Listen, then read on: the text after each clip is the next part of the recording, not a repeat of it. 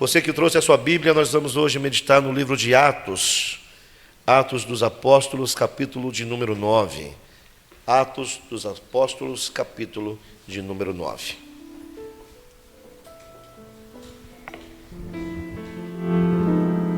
Então minha alma canta a ti, Senhor, quão grande és tu, quão grande és tu.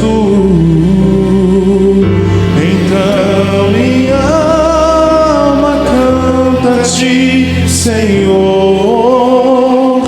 quão grande és tu, quão grande és tu. Coloque a mão sobre a Bíblia, você que não tem, coloque a mão sobre o teu coração. Feche os teus olhos, curve sua cabeça em reverência ao seu Deus. Soberano Deus de Israel, em nome de Jesus, te pedimos, meu Pai, que a tua capacidade de entendimento venha sobre cada um de nós. Tira, meu Pai, todo o cansaço físico agora, todo o cansaço emocional, espiritual, toda a preocupação do nosso coração, Pai. Retira também todo e qualquer espírito de perturbação que esteja em nosso meio para impedir o nosso entendimento. Que a tua palavra venha sobre nós, meu Pai, e tenhamos a tua sabedoria para entendê-la de acordo com o teu desejo e não com base em nossa limitação. Nós te pedimos e te agradecemos em nome do Senhor Jesus. Amém? Glórias a Deus. Atos capítulo 9, a partir do verso 1. Nós vamos até o verso de número 9. Atos 9, a partir do 1, diz o seguinte: E Saulo, respirando ainda ameaças e mortes contra os discípulos do Senhor, dirigiu-se ao sumo sacerdote e pediu-lhe cartas para Damasco, para as sinagogas, a fim de que se encontrasse algum deste caminho, quer homens, quer mulheres, os conduzisse presos a Jerusalém. E indo no caminho, aconteceu que, chegando perto de Damasco, subitamente o cercou um resplendor de luz do céu. E caindo em terra, ouviu uma voz que lhe dizia: Saulo, Saulo, por que me persegues? E ele disse: Quem é, Senhor? E disse o Senhor: Eu sou Jesus, a quem tu persegues. Duro é para ti recalcitrar contra os aguilhões. E ele, tremendo e atônito, disse: Senhor, que queres que eu faça? E disse-lhe o Senhor: Levanta-te e entra na cidade, e lá te será dito o que te convém fazer. E os homens que iam com ele pararam espantados, ouvindo a voz, mas não vendo ninguém. E Saulo levantou-se da terra, e abrindo os olhos não via a ninguém, e guiando-o pela mão, o conduziram a Damasco. E esteve 3 dias sem ver, e não comeu e não bebeu. Diga amém. Meus irmãos, todos nós conhecemos a história de Paulo. Paulo é um dos principais apóstolos. Não é do tempo vivo de Jesus Cristo, mas é contemporâneo de Pedro, o nosso querido Pedro. E aqui há uma história incrível, há um momento extraordinário na vida de um homem. Eu queria que você fizesse comigo agora um exercício e imaginasse na sua mente um homem respeitado, um homem temido, um homem conhecido, um homem cheio de autoridade, um homem cheio de conhecimento, mas também um homem que, como nós vimos, carregava morte, respirava morte. Um homem que perseguia a cristãos, e no seu entendimento equivocado, porque ainda não havia tido um encontro verdadeiro com o Senhor, ele entendia que prender cristãos, que perseguir cristãos, que colocar cristãos em cárcere e até mesmo autorizar morte e assistir morte de cristãos, como foi o caso de Estevão, ele estava a serviço do Deus Altíssimo. E muitos de nós temos vivido uma fé errada. Nós temos pensado e entendido que o nosso comportamento é sempre o ideal. É preciso ter um encontro verdadeiro com o Senhor. Não há nenhuma possibilidade de eu ter um encontro verdadeiro com o Senhor e permanecer a mesma pessoa. Não tem a menor possibilidade de eu ter um encontro verdadeiro com o Senhor e continuar tendo as mesmas práticas. Este homem é um homem notável. Este encontro é um encontro notável, é uma conversão extraordinária. Eu já ouvi muitas pessoas, e eu talvez até algum dia já tenha dito, eu imagino que também já tenha dito na minha ignorância, eu queria ter recebido o chamado de Paulo. Eu queria ser chamado por Jesus Cristo como Paulo foi, algo extraordinário. Veio a luz, cegou este homem, mas este homem não estava cego antes disso nos seus olhos. Ele estava cego na sua alma, cego na alma. E muitos de nós vivemos uma cegueira espiritual que tem nos impedido de receber tudo aquilo que Deus tem para nós. Mas Deus, o justo juiz, interrompeu os planos desse homem. E nós, às vezes, e muitas vezes, precisamos que o Senhor intervenha de forma abrupta, como foi agora. Este homem estava indo em direção a Damasco, com uma carta de autorização para perseguir cristãos. E eu queria fazer uma pergunta para você hoje como igreja. Será que você já se deitou no chão da estrada de Damasco? Será que você já viu esta luz que apareceu para Saulo? Será que você já se converteu verdadeiramente? Já ouviu a voz de Jesus te chamando pelo teu nome? Ou será que nós nos acostumamos a esse evangelho que diz que eu posso tudo e que ainda assim eu serei salvo? Você já teve um encontro verdadeiro com o Senhor? A sua mente já foi transformada? O seu entendimento já foi transformado? As suas ações já foram transformadas? Jesus Cristo não pediu permissão para Saulo. Ele não marcou reunião com Saulo. Ele veio e fez aquilo que todos nós precisamos receber: um encontro verdadeiro com Deus.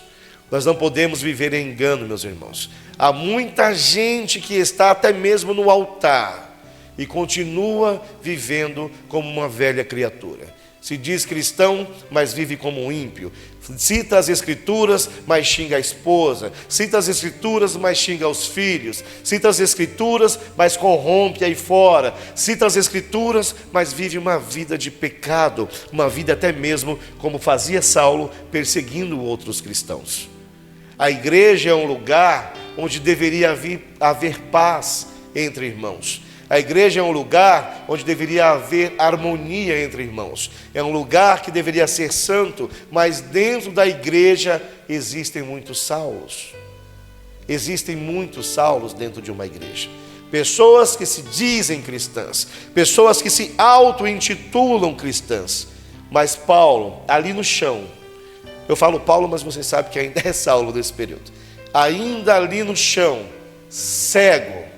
Havia uma cegueira de alma e agora há uma cegueira física, porque Jesus Cristo queria que ele entendesse que a visão dele, o modo de ver, o modo de pensar, o modo de agir, não estavam de acordo com os planos de Deus. E é preciso que nós nos coloquemos também cegos, tirar tudo aquilo que já aprendemos de errado, nos colocarmos cegos até então, para que a gente consiga ver a partir de agora com os olhos de Jesus. Saulo, Saulo, por que tu me persegues? Meus irmãos, nós precisamos assumir uma identidade, a identidade de homem e de mulher de Deus. Não adianta eu ser crente aqui dentro da igreja, crente até o diabo é, crente até os demônios são, até macumbeiro crê em Deus. Nós precisamos ser cristãos. Paulo, depois de convertido, é um homem que tem a ousadia de dizer às igrejas: sejam imitadores de mim. Sejam imitadores de mim. Ele não pede para a gente ser imitador de Cristo, porque ele tem tanta entrega, ele tem uma rendição tão completa a Deus, tão absoluta a Deus, que ele diz: me imite a mim, e automaticamente você estará imitando os passos de Jesus. A quem você tem imitado? A quem o teu testemunho, tem convencido de que você é verdadeiramente de Deus? Tem gente que diz: eu tenho o Espírito Santo, mas não mostra fruto. eu sou do Espírito Santo, mas vive com uma vida de mentira. Eu sou o Espírito Santo, mas vive perseguindo aqueles que ainda são pequenos na fé. Ai daqueles que desviar um dos meus pequeninos, diz o Senhor. Ai daqueles. Como é que nós temos apresentado Jesus Cristo em nossa vida? Como é que nós temos mostrado dentro das nossas casas, dentro das nossas próprias casas, no meio das nossas famílias, a Jesus Cristo? Qual é o tipo de cristão que você tem sido? Você tem sido um Saulo ou você tem sido um Paulo? Paulo, gente, viveu algo também extraordinário. Ele teve um encontro que destruiu o orgulho e que revelou a identidade nova. Nós temos uma identidade em Cristo Jesus. A identidade que nós temos não pode mais ser reconhecida pelo nome que o inferno nos deu quando nós vivíamos em pecado, em meio à sujeira, em meio à lama, em meio à escuridão das trevas. As pessoas têm que olhar para nós e, quando tentar nos acusar pelo nosso passado, se lembrar ou se dar conta de que nós não estamos mais lá. Nós não estamos mais lá. Nós não podemos mais ser encontrados na velha criatura. Paulo teve um encontro verdadeiro e houve uma conversão extraordinária. Extraordinária. Esse homem é responsável por quase todo o novo evangelho, o Novo Testamento. Dizem alguns especialistas que cerca de 70% em média do Novo Testamento é escrito por Paulo. Um homem usado por Deus. Um homem totalmente usado por Deus. Jesus diz no verso 15: esse é um vaso escolhido por mim. Esse é um vaso escolhido por mim, para fazer a minha obra, para levar a minha palavra, para apresentar o meu reino, para apresentar a minha misericórdia, o meu amor, o meu cuidado, uma nova vida. Mas não pense que foi fácil para Paulo. Eu já contei aqui para você, quando a minha família me viu convertido, até hoje tem gente da minha própria casa que fala para mim: James, você quer falar de Jesus para mim? Justo você quer falar de Deus para mim? Sim, justo eu, porque assim como Saulo, eu tive um encontro verdadeiro e a minha velha criatura morreu. A minha velha criatura morreu, e quando a nossa velha criatura morre, nós precisamos nos entregar de tal forma que não há nenhuma possibilidade dessa nova criatura voltar a existir. Paulo enfrentou dificuldade, nós enfrentamos dificuldade. Paulo enfrentou acusações, nós enfrentamos acusações. Paulo teve desconfiança, nós temos também desconfiança sobre nós. Mas uma mesma coisa que Paulo teve, você também tem. Você tem Deus ao seu lado, você tem Jesus em teu favor, o justo juiz, o justo advogado em teu favor. Quando Deus te chamar para o encontro verdadeiro, Ele vai te exigir que você mude algumas coisas, que você quebre alguns conceitos, que você mude a sua estrutura. Deus não chamou Paulo com um tapinha nas costas, foi um encontro violento. Ele caiu do cavalo. Eu até imagino que daí vem a expressão: e caiu do cavalo. Caiu de qual cavalo, pastor? Caiu do cavalo do engano, caiu do cavalo da arrogância, caiu do cavalo da altivez, caiu do cavalo do orgulho, caiu do cavalo do engano do diabo. Este homem assistiu a Estevão ser morto a pedradas. Um homem santo, e como um homem santo, olhou para o céu. Deus deu uma visão para ele. Ele viu o Senhor Jesus à destra de Deus e pediu para Deus perdoar os homens que o matavam a pedradas. Isso é conversão. Isso é entrega, isso é rendição, abrir mão do eu de todas as formas, abrir mão do eu de todas as formas, e foi o que o Paulo fez. O poderoso virou fraco, o altivo virou dependente de Deus. Nós precisamos, assim como cantamos agora há pouco, como Naamã, nos despir de todo o nosso orgulho. E Jesus Cristo rasga a nossa identidade velha, e Jesus Cristo nos dá uma identidade nova. Mas para isso é preciso eu abrir a minha mente, abrir o meu coração, abrir a minha alma, o meu espírito, para que Deus venha e me transforme. Foi ali, no chão, sem nenhum poder, sem nenhuma autoridade, dependente da mão de alguém para levá-lo ao seu destino, que Paulo entendeu: eu preciso mudar. Eu preciso mudar. Encontro com Deus não é só vir à igreja, encontro com Deus não é só pregar o evangelho, encontro com Deus não é só pôr um terno, uma gravata, encontro com Deus não é pôr o melhor vestido para ir para a igreja, encontro com Deus é mostrar frutos, é arrependimento, não é remorso, é arrependimento, é o entender, é o reconhecer que errei e poder fazer aquilo que Deus quer que eu faça. Quantos de nós temos vivido como Saulo? Quantos aí fora, mesmo não cristãos, têm dado mais testemunhos do que cristãos que vivem dentro de uma igreja? Tem ímpio que é mais fiel no dízimo do que cristão, tem ímpio que honra mais a esposa do que cristão, tem ímpio que ama mais os filhos do que cristão. Há uma inversão de valores absurda, absoluta. Nós não podemos mais trazer e muito menos aceitar o mundo dentro da igreja. A igreja precisa avançar. O nosso ministério não é só dentro da igreja, o nosso ministério não se limita aos muros de uma igreja, aos portões de uma igreja. O meu ministério é no meu trabalho, na minha escola, é na faculdade, é no mercado, é na farmácia, é na rua, é num jogo de futebol, é ser convidado para uma festa onde há bebida, onde há cigarro, e ser diferente. É ser diferente, é mostrar uma verdadeira conversão. É difícil, é difícil. Para muitos parece até impossível, mas, gente, eu já falei aqui também, se Deus mudou a mim, Ele também pode mudar a cada um de nós.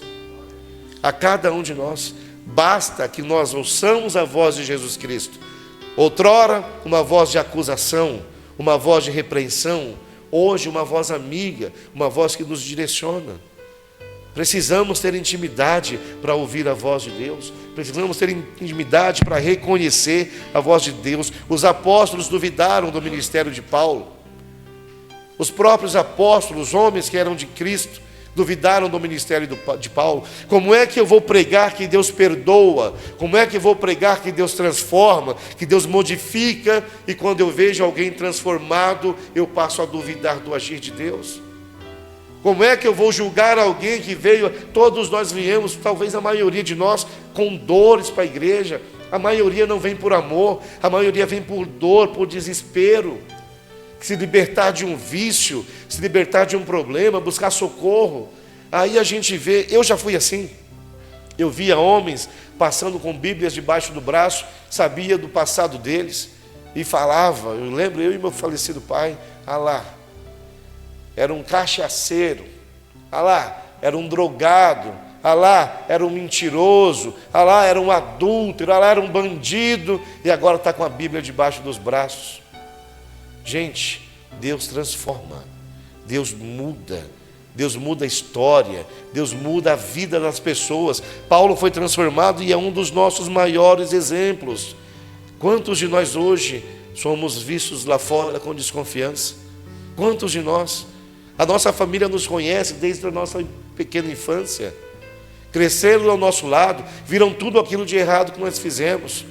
Aí vai falar para você, você não é de Deus, mas você precisa lembrar que Deus mudou a sua identidade. Deus te deu um novo nome. O nome que foi te dado no céu foi apagado e há um novo nome, há uma nova história escrita pelas mãos de Deus. O seu passado é para você aprender. O seu passado não é para te aprisionar, não é para você visitar, para se lembrar de algo que você perdeu. O teu passado é para te ensinar onde você já errou. Falava para o Mauro outro dia, acho que ontem, antes de ontem, filho, onde você já errou, não erra mais. É para isso que serve o passado. Quando o inimigo vier atrás de ti, te acusando do seu passado, diga para ele, com autoridade espiritual, eu não estou mais lá. Eu não estou mais lá. Não há condenação alguma para aqueles que estão em Cristo Jesus. Não importa o seu passado, não importa como você vivia, se você se entregou de fato a Deus, todo mundo vai te reconhecer como cristão. O inferno exige um currículo perfeito, o céu exige rendição. Se renda aos pés do seu Senhor. Se renda aos pés do seu Deus. Não tente agir pelo seu entendimento. Não tente agir de forma impensada. Tente ouvir a direção de Deus. Coloca, por favor, o verso 15 de Atos 9. Disse-lhe, porém, o Senhor. Antes disso, Paulo vai ser mandado à rua direita, na casa de um homem chamado Ananias, profeta de Deus. E a fama de Paulo era tremenda. A fama de Paulo era horrível, todo mundo sabia. E Ananias tem medo de recebê-lo. Ananias tem medo de recebê-lo. Deus revela a ele os seus planos e ainda assim ele tem medo de recebê-lo. Mas olha o versículo de número 15, que incrível. Disse-lhe, porém, quem disse? O Senhor, vai, porque este é para mim um vaso escolhido para levar meu nome diante dos gentios, ou seja, de todo aquele que não era judeu e dos reis e dos filhos de Israel. Este homem chamado Saulo agora tem uma nova identidade. A sua identidade não depende da aprovação do mundo. A sua nova identidade depende da assinatura de Deus. Entenda isso.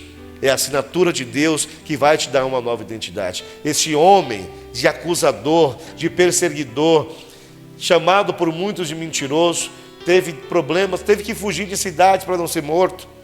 Teve que fugir de cidade para não ser morto, descendo muros por cordas, porque ninguém acreditava nele. Imagine você, com toda a sinceridade do seu coração, fez algo de errado para alguém, você se arrependeu, você mudou, você realmente tem uma nova vida, aí você olha para a pessoa e fala, me perdoa, eu não sou mais assim, me perdoa, eu não sou mais assim. E a pessoa duvida de você, me perdoa, eu não sou mais assim, eu não vivo mais desta forma, mas as pessoas continuam duvidando de você. É porque a sua identidade precisa ser assumida. Não a identidade do inferno, a identidade que Jesus te deu. Este homem de acusador, de perseguidor, foi mandado a falar com os gentios. É fácil falar com gente que é da igreja sobre Jesus Cristo.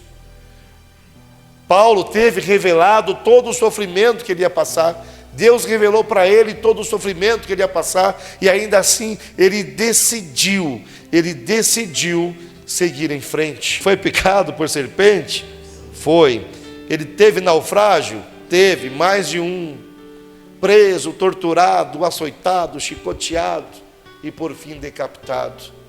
Mas qual era a ideia de Paulo? A morte para mim hoje é um lucro. Eu quero morrer porque eu sei o destino da minha alma. Um homem que era condenado por matar cristãos, agora deseja a morte. Deseja a morte porque ele sabe qual é o destino da alma dele. O próprio Deus disse a Ananias, este para mim é um vaso escolhido. Nós já sabemos que muitos são chamados. Sabemos também que poucos são escolhidos. Eu falava ainda na reunião de domingo para os meninos, nós somos chamados aqui para servi-lo, mas precisamos agora buscar sermos escolhidos. Você já foi chamado? Seja agora um escolhido de Deus. Deus tem algo para fazer na vida de outras pessoas através da sua vida. Através da sua vida. A sua vida pode ser um testemunho vivo do amor de Deus, do poder de Deus. A sua vida pode ser um convite feito a pessoas lá fora. A sua vida pode ser uma Bíblia aberta para pessoas lá fora. E através de você, muitos Saulos que estão aí fora serão convertidos em Paulos. Você precisa desejar ser convertido em Paulo. O ministério dele não foi fácil, mas Deus o honrou de tal maneira que ele foi mandado a falar com filósofos, ele foi mandado a falar com pessoas intelectualizadas, foi mandado a falar com reis. Ele saiu de alguém perseguidor para virar perseguido, para ser um vaso de Deus escolhido e para falar de Deus em toda a terra. Paulo foi o homem que mais abriu igrejas. Todo o território praticamente daquele tempo, Paulo visitou levando a palavra de Deus, dando um testemunho de Deus. Ele entendeu a nova identidade. Você precisa entender a sua nova identidade feita em Cristo Jesus, para que você seja um vaso escolhido, para que leve o nome de Deus adiante e para que todo mundo veja a glória dele na sua vida. A partir do momento em que você decidir se entregar verdadeiramente como Paulo fez. Paulo era intenso. Ele é intenso na perseguição e foi muito mais intenso na sua conversão, foi muito mais intenso no serviço a Deus, foi muito mais intenso no serviço ao reino. Não abriu mão de servir o Evangelho. Castigado, torturado, passando fome. Imagine quantas léguas esse homem caminhava por dia para levar o Evangelho, sem recurso, e nós temos tudo à nossa disposição. Todos nós hoje temos um celular, todos nós temos internet, todos nós poderíamos gravar um vídeo e falar de Deus, mas nós não fazemos. Por que não fazemos? Ah, pastor, eu tenho vergonha. Ah, pastor, isso não é para mim. Ah, pastor, não sei isso, pastor, aquilo. Não faça isso. Pregue o Evangelho com a sua vida. Não consigo falar da palavra com minha boca. Mostre o Evangelho com a sua vida. Mostre o Evangelho com as suas atitudes. Mostre o Evangelho com as suas decisões. Mostre o Evangelho com as suas reações diante de alguém que te afronta, que te perturba, que te persegue. Ah, mas está me perseguindo. Ore. Ah, mas você é isso, você é aquilo. Irmão, eu vou orar mais para melhorar. E vou orar para você também descobrir o que eu já descobri: Cristo. Quando nós permitirmos que Cristo venha em totalidade sobre nós, a nossa vida vai ser transformada, e a vida da nossa casa vai ser transformada, a vida da nossa família vai ser transformada. Seja um agente abençoador, seja um agente que leva a palavra, que leva a paz às pessoas, seja mandado a falar com gentios, seja mandado a falar com reis, seja mandado a falar com os filhos de Israel que estão perdidos aí fora, os perdidos aqui dentro. Precisamos ter um encontro verdadeiro, nos entregar por completo e em absoluto a Deus, porque a nossa vida vai ser mudada e você vai passar a ser uma ferramenta, um instrumento de Deus, instrumento de libertação, instrumento de cura, instrumento de paz, instrumento de boas novas, de boas notícias, instrumento das mãos de Deus. É o que nós devemos ser. Paulo foi um homem extremamente usado. Foi usado por Satanás, como nós já fomos em algum momento das nossas vidas. Foi muito usado por Satanás, mas foi ainda mais usado por Deus. Se permita hoje começar a ser usado por Deus. Ah, pastor, já sou usado por Deus. Se permita continuar sendo e deseje ser cada vez mais usado por Deus. Há necessidade de uma conversão verdadeira. Não só confessar a Cristo com a minha boca, é fácil, mas confessar a Cristo com a minha vida, com o meu testemunho de vida. Amém? Vamos buscar uma conversão verdadeira, para que Deus nos use, Deus nos abençoe e faça a diferença que Ele diz que todos iriam ver. Qual é o segredo? Conversão verdadeira.